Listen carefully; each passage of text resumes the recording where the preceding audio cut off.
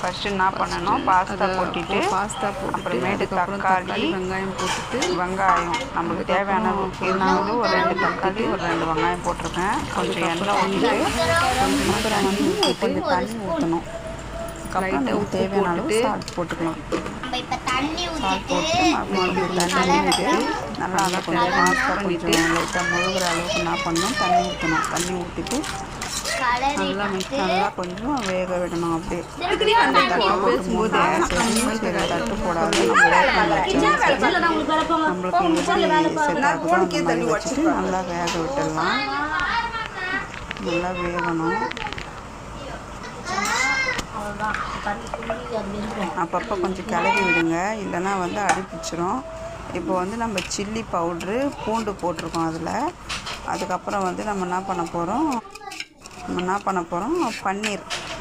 பன்னீரை என்ன பண்ணோம் குட்டியாக கட் பண்ணி அப்படியே போடுறதா இருந்தாலும் சில பேர் போடுவாங்க. ஆனால் நிறைய பேர் வந்து எனக்கு கிடைக்கல உனக்கு கிடைக்கலன்ட்டு வீட்டில் சண்டை வருது. அதனால என்ன பண்ணால் போட்டு அரைச்சிடலாம். மிக்சியில் போட்டு அரைச்சிட்டு இந்த ஃபைன் பேஸ்ட்டாக அரைச்சி எடுத்துக்கலாம். இந்த மாதிரி இருக்கணும். அதை என்ன பண்ண போகிறோம், இப்போ அந்த பாஸ்தா நம்ம மேக் பண்ணி வச்சுக்கணும்ல, நல்லா ஊற்றிட்டு நல்லா மிக்ஸ் பண்ணணும், கிளறணும். நல்லா கிளறிட்டு நம்ம லைட்டாக கொத்தமல்லி, அதுக்கப்புறம் வந்து கொஞ்சோண்டு அந்த சில்லி பவுடர் அதை போட்டுட்டு மிளகுத்தூள் போடணும். மிளகுத்தூள் போட்டு பண்ணலாம். அதுக்கப்புறம் வந்து சில பேர் வந்து ரொம்ப ஹாட்டாக வேணாம் அப்படின்னு சொல்கிறவங்க என்ன பண்ணலாம், நம்ம கொஞ்சோண்டு சுகர் ஆட் பண்ணிக்கலாம். சுகர் ஆட் பண்ணிவிட்டு நம்ம சாப்பிட்டோம்னா அந்த டேஸ்ட்டும் சுகர் ஆட் பண்ணி சாப்பிட்டா அந்த டேஸ்ட்டும் நல்லாயிருக்கும்.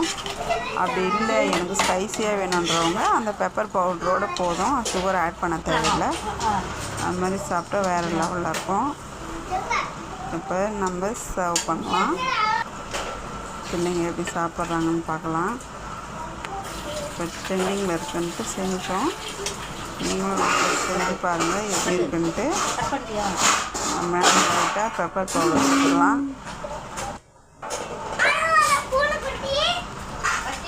ரெடி, அவ்வளோதான்.